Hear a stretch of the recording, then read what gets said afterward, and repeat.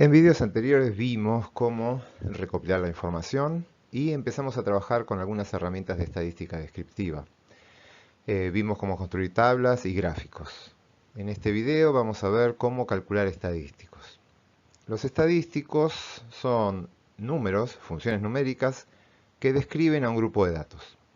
Por lo tanto, lo que va a pasar es que la información de una gran cantidad de datos puede estar resumida en uno o dos estadísticos. Esto implica que hay que tener muy claro qué estadísticos usar para no generar confusiones al momento de describir estos datos. En este curso vamos a ver 4 tipos de estadísticos. Los estadísticos de tendencia central, los de dispersión, posición y forma. Ustedes acá pueden hacer pausa en el video y leer tranquilamente las definiciones de cada uno de ellos, pero yo se los voy a ir explicando en el próximo gráfico.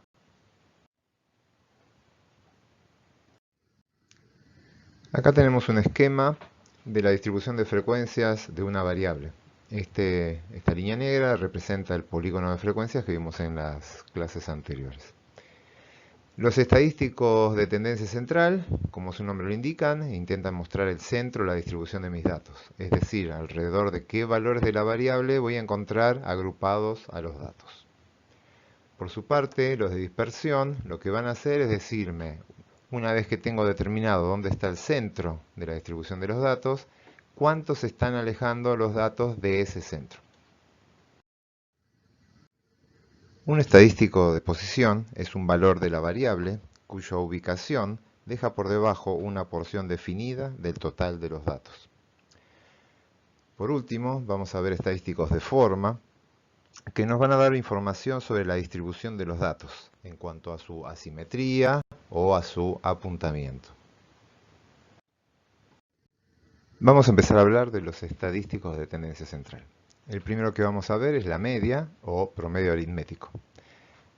Si yo quiero calcular la media a un grupo de datos, por ejemplo estos 4 datos que están acá, simplemente lo que tengo que hacer es sumar esos 4 valores y dividirlos por la cantidad de datos de la muestra. En este caso, la media de esos 4 valores es 3,5. Esta media tiene las mismas unidades que la variable original. Si estos 4 datos forman parte de una muestra, la media la vamos a llamar con la letra X raya. Ahora bien, si lo que estamos es trabajando con toda una población, la media la vamos a llamar mu. Y este mu va a ser un parámetro, ya que es un valor obtenido de toda la población. Mientras que X raya es un estadístico, un valor obtenido a partir de una muestra. La media es el centro de gravedad de los datos. ¿Esto qué quiere decir? Si yo tengo, por ejemplo, un sub y baja, como los que están en las plazas, y acá pongo el tablón del sub y baja y empiezo a acomodar unidades experimentales arriba de ese tablón, y las acomodo como si fueran cajas, todas del mismo tamaño, y me queda esta forma, la media se va a ubicar en el punto donde ese tablón del sub y baja se equilibre. Es decir, que se equilibren las fuerzas que tengo hacia ambos lados del tablón. Ahí es donde está el centro de masa y ahí es donde se ubica la media. Siguiendo con el ejemplo del sub y baja, supongamos que este es el tablón de un sub y baja. Acá hay que hacer una aclaración, el tablón no tiene peso en absoluto. Y ubico a 4 unidades experimentales en este lugar. La media de esos 4 valores, repito, se tiene que ubicar en el centro de gravedad de los mismos, es decir, donde se equiparen las fuerzas hacia ambos lados. Eso va a ser aquí. En este punto va a estar equilibrado el sub y baja con la fuerza de estos dos grupos de datos. Pero ¿qué pasa? Si yo agrego un nuevo dato y ese dato está muy alejado del centro, ese dato va a ser mucho más influyente, va a afectar más al valor de la media. Si ustedes recuerdan cuando jugaban al sub y baja, si se iban alejando y se iban poniendo en el extremo del sub y baja, iban ejerciendo mayor fuerza, mayor efecto de palanca. En cambio, los que están cerca del centro ejercen una menor presión. Acá pasa exactamente lo mismo. Si yo quiero calcular la media de este grupo de datos, este valor ejerce una fuerza mucho mayor que la del resto, y la media se tiene que ubicar en el punto tal de equiparar esas fuerzas. Por lo tanto, la media se corre hacia ese valor, quedando en esta ubicación. Y fíjense que ahora tengo cuatro valores por debajo de la media y un solo valor por encima. Por lo tanto, la media, repito el concepto, equipara las fuerzas de ambos lados, pero no la cantidad de unidades experimentales que voy a tener a ambos lados de la media.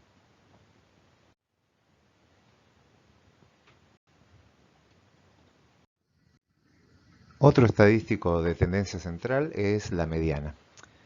Básicamente, para calcular la mediana, lo que tengo que hacer es tener mis datos ordenados de menor a mayor, en este ejemplo la altura, y lo que tengo que encontrar es el valor de la variable que divide a mis datos en dos partes iguales. Ese va a ser el valor de la mediana.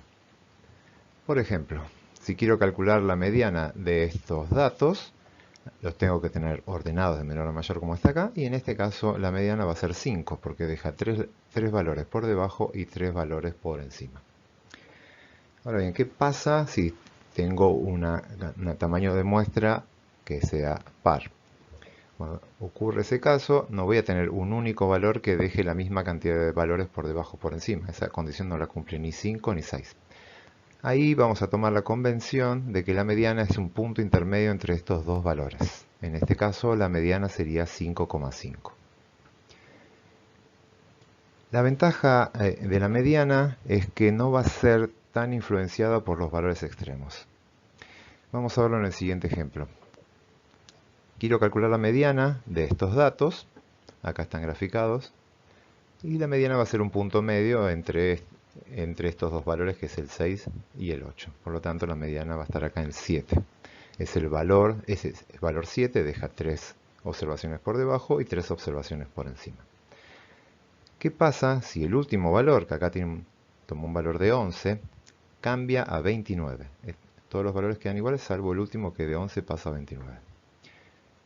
Este salto en el último valor no afecta en lo más mínimo al valor de la mediana. ¿Por qué? Porque solo importa cuántos valores quedan por debajo y cuántos quedan por encima, y no qué valor toman esos datos.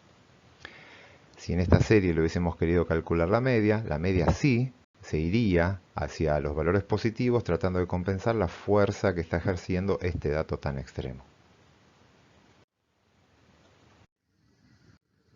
El último estadístico de tendencia central que vamos a ver es la moda. El concepto de moda es el mismo que utilizamos nosotros en nuestra vida cotidiana. Algo se pone de moda es porque hay mucha gente que lo está usando. Acá es exactamente lo mismo. Es el valor de la variable que más se repite. Es el valor que está de moda. Si vemos esta serie de datos, buscamos cuál es el valor que más se repite, y el que se repite es 6. Por lo tanto, en esta serie de datos pequeña, la moda es 6, el valor de la variable que más se repite. Ahora, si tengo esta serie de datos, acá lo que veo es que se repite el 6 y también se repite el 2. Por lo tanto, en esta serie de datos hay dos modas. Una moda, que es el 2, y otra moda, que es el 6. Ahí ya estamos viendo una diferencia con respecto a los estadísticos de tendencia central que vimos antes, que era la media y la mediana, que solo toman un valor por muestra.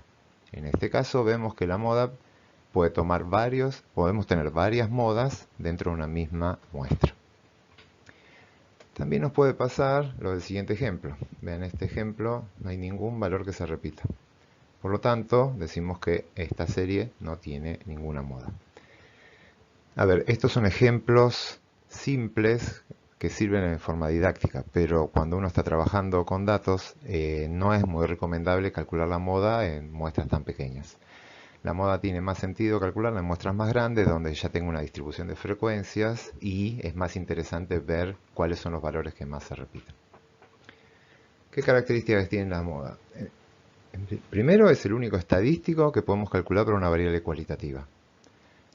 No podemos calcular media y mediana cuando la variable es cualitativa, pero sí podemos decir, por ejemplo, la especie que más se repite, es la especie de moda, o el color que más se repite dentro de mi muestra. La segunda característica es la que le mencioné antes, que puede tomar más de un valor. Puedo tener distribuciones, o sea, muestras que tienen una distribución de frecuencias unimodal, que tiene una única moda, acá lo observamos como el pico este, y lo que decimos que la moda es el valor de la variable donde se acumula la mayor cantidad de datos. Pero también puede ser bimodal. Si mi distribución tiene dos picos, voy a tener dos modas. Una moda va a ser el valor de la variable acá y otra en este punto. O puede ser multimodal, que tenga muchos picos. Una aclaración acá es que la moda no es el valor que más se repite obligatoriamente. También puedo tener, ese sería el máximo absoluto, puedo tener máximos relativos. Por ejemplo, si miran el segundo gráfico, tengo dos picos. Hay un pico acá y otro acá. Este pico es más alto que este. Por lo tanto, el valor que más se repite para esta serie es este valor. Pero también voy a llamar moda a este valor, a pesar de que no es el máximo absoluto, simplemente porque ese valor tiene una frecuencia más alta que la de sus vecinos. Entonces, cualquier valor de la variable que tenga una frecuencia superior a la de los vecinos lo voy a considerar moda. Y voy a registrarlo.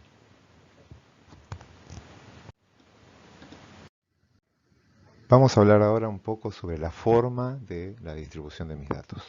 Básicamente nos vamos a concentrar en la asimetría o simetría.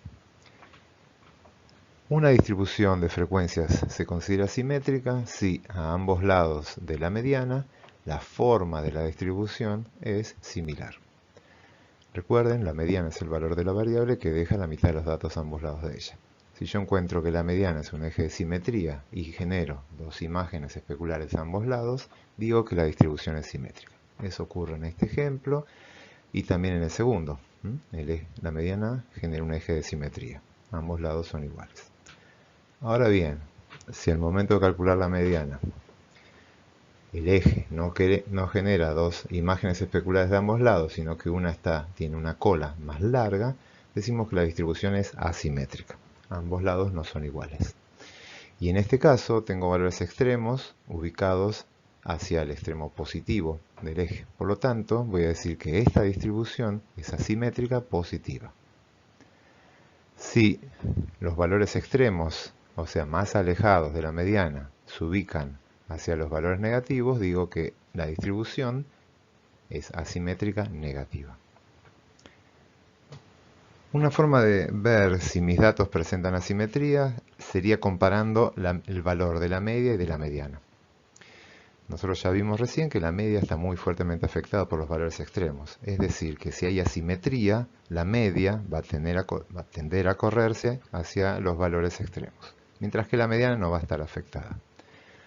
Si yo calculo la media y la mediana de mi muestra y toman valores similares, quiere decir que no tenemos valores extremos sobre un solo lado, por lo tanto la distribución puede ser simétrica. Pero si la media y la mediana difieren, es un buen indicador de que mis datos son asimétricos.